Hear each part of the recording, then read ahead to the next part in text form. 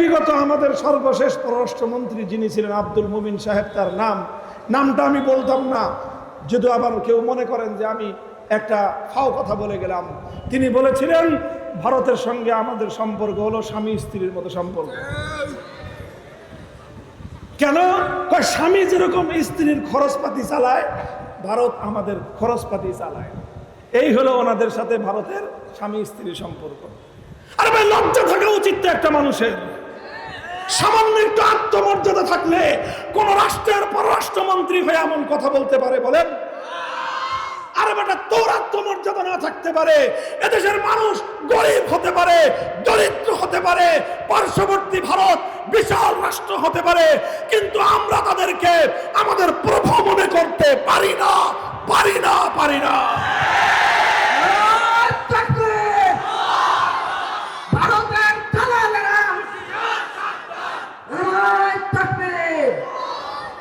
আমি ভারতের বিরুদ্ধে কিছু বলছি? বলেন, আমি ভারতের বিরুদ্ধে কিছু বলছি? আরে ভারতের কথা কি বলবো, দোষ তো আমার, দোষ তো আমার দেশের।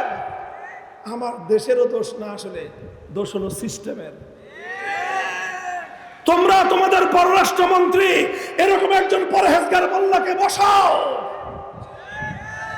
দেখবা সেই পররাষ্ট্রমন্ত্রী ভারতকে স্বামী হিসেবে স্বীকৃতি দেওয়া লাগবে না।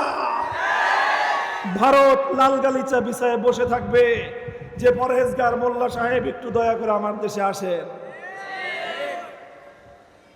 আরে ভাই, এটা তো আমার কাল্পনিক কোনো গল্প বলতেছি আমি, না বিগত অক্টোবরের কাহিনী বলতেছি। অক্টোবর মাসের ঘটনা, গোটা ভারত বিশাল সাম্রাজ্য, পৃথিবীর 150 কোটি পপুলেশন, বর্তমান পৃথিবীতে সবচেয়ে বেশি জনসংখ্যা হলো ভারতের। 150 কোটি পপুলেশন নিয়ে বিশাল রাষ্ট্র, নরেন্দ্র মোদীর মতো কুখ্যাত হিন্দুত্ববাদী একজন মুসলিমদের খুনি সেই রাষ্ট্রের ক্ষমতায় বসে আছে।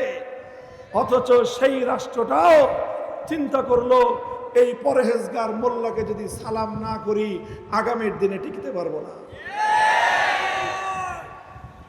ভাই, আমি যেটা বলতে চাই, মোল্লা মোহাম্মদ আমির খান মুত্তাকি কোন ডিগ্রি নাই, কোন ইউনিভার্সিটির ডিগ্রি নাই, একমাত্র দেওবন্দি একটা কওমি মাদ্রাসার ফারেক একজন আলেম, কওমি মাদ্রাসা থেকে ফারেক একজন আলেম। যখন ভারত সফর করলো, একটা সময় রাখলো যে এই সময়টা যাব আমি কোথায়? আমার মাতৃত্বের টানে দারুল উলুম দেওবন্দ আমাকে যেতে হবে, কারণ দেওবন্দের সঙ্গে আমাদের আত্মার সম্পর্ক। তিনি আসলেন দেওবন্দে, দেওবন্দে এসে তিনি ছাত্রদের সঙ্গে দারুল হাদিসে কিতাব পড়তে বসে গেছেন। দেওবন্দের ওস্তাদরা হাদিস পড়াচ্ছেন, আর সেই হাদিসের শিক্ষার্থীর মধ্যে এমন একজন ব্যক্তি শিক্ষার্থীর কাতারে বসে গেছে, যেই শিক্ষার্থীকে সালাম দেওয়ার জন্য গোটা ভারতবর্ষ জুড়ে রব রব শুরু হয়েছে। বলতে চাই, তোমরা যারা মনে করো হুজুররা রাজনৈতিক নেতৃত্ব দিতে সক্ষম না, তোমরা তোমাদের এই ধ্যান ধারণা পরিবর্তন করো। তোমরা যদি এই ধ্যান ধারণা থেকে নিজেদেরকে মুক্ত করতে না পারো, সারা জিন্দেগি তোমাদের গোলামি করা লাগবে। আমি বাংলাদেশের মানুষকে বলতেছি, তোমরা যদি আলেমদেরকে তোমাদের নেতৃত্বের উপযুক্ত মনে করতে না পারো, গোলামির শৃঙ্খল থেকে কেউ তোমাদেরকে মুক্তি দিতে পারবে না। তোমাদেরকে কিছুদিন বলতে হবে ভারত তোমার স্বামী, কিছুদিন তোমাকে বলতে হবে ওয়াশিংটন তোমার রব। এই কথা বলতে হবে তোমাদেরকে। ওয়াশিংটনের দাসত্ব থেকে যদি মুক্তি চাও, দিল্লির গোলামী জিঞ্জির যদি ছিন্ন করতে চাও, এই সকল তাগুতের গোলামি বাদ দিয়ে দেশের রাজনৈতিক নেতৃত্ব আলেম সমাজের হাতে তুলে দাও, পরহেজগারদের হাতে তুলে দাও, জাতি হিসাবে মাথা উঁচু করে বাঁচতে পারবে।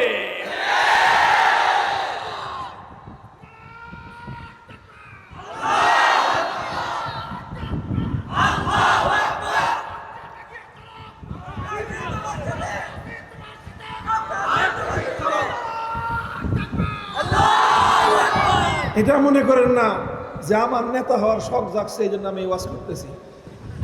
আমার দরকার নাই।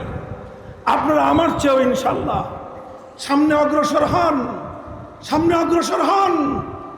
বহু যোগ্য যোগ্য ওলামায়ে কেরাম তৈরি হয়ে আছে। এই আলেমদের মধ্যে যেই নীতি নৈতিকতা আছে, মাঝে মাঝে আলেম ওলামাদের দুই চারটা ভুল ত্রুটি তোমরা পাও, এটা নিয়ে সারা মিডিয়ার পাড়া তোলপাড় শুরু করে দেয়।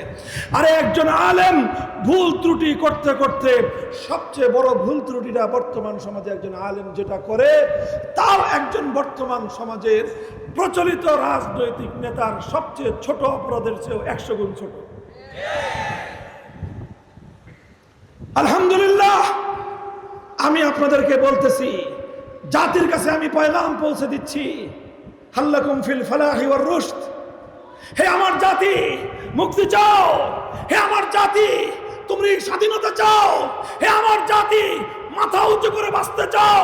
হে আমার জাতি, পৃথিবীর পরাশক্তিগুলোর গোলামীর জিঞ্জির ছিন্ন করে আত্মমর্যাদা নিয়ে বিশ্ব দরবারে মাথা উঁচু করে দাঁড়াতে চাও? মোল্লাদেরকে নেতা বানাও, মোল্লাদেরকে নেতা বানাও। দেখবা তখন সেই মোল্লার সাথে সম্পর্ক করার জন্য ওই মোল্লা আমির খান মুত্তাকির মতো লাইন ধরবে, ইনশাআল্লাহ। বলেন আমিরুল মুমিনের কথা তো আর বললামই না, এ তো ট্রিপল মোল্লা, এটা তো মাজারি মোল্লার কথা বললাম। মোল্লা হিবাতুল্লাহ আখুনজাদা হাফিজাহুল্লাহ তাআলা, আল্লাহু আকবার। ওনার তাকওয়া, ওনার পরহেজগারি, ওনার ইলম, ওনার আমল শুনলে আমাদের হয়রান হয়ে যেতে হয় যে একটা রাষ্ট্রের রাষ্ট্রনায়ক এত বড় বুজুর্গ হয় কেমনে? গোটা 6.5 লক্ষ বর্গ কিলোমিটার, কত? 6.5 লক্ষ বর্গ কিলোমিটার। বাংলাদেশের আয়তন কত? 55,000 সামথিং মাইল। কিলোমিটারের হিসাবে প্রায় 76,000-এর আরো বেশি, 80,000-এর উপরে কিলোমিটার। এই বাংলাদেশটার সমান 10টা বাংলাদেশকে জোড়া দিলে হবে 6.5 লক্ষ বর্গ কিলোমিটার।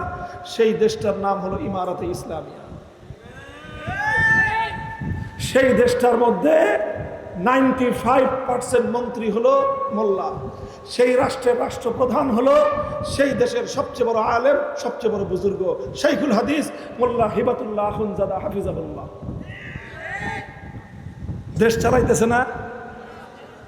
পৃথিবীর মাত্র একটা দেশ তাদেরকে স্বীকৃতি দিয়েছে, আর কোন দেশ তাদেরকে স্বীকৃতি দেয় নাই। তারা বলছে তোমরা স্বীকৃতি দিলে ভালো, না দিলেও সমস্যা নাই, আমরা আল্লাহর কুদরতের উপর ভরসা করে নিজেদের পায়ে আমরা দাঁড়িয়ে যাব ইনশাআল্লাহ। মাত্র 4 বছরের মাথায় তোমরা যারা মনে করো হুজুররা জাতির নেতৃত্ব নিতে পারবে না, জাতির দায়িত্ব নিতে পারবে না, রাআইতু বিআইনাইয়া ওয়া শাহাদতু বিনাফসি, আল্লাহর কসম আমি নিজের চোখে দেখে এসেছি 8 লক্ষ পরিবার, কত? নিয়ার অফ 1 মিলিয়ন, 1 মিলিয়ন মানুষের কাছাকাছি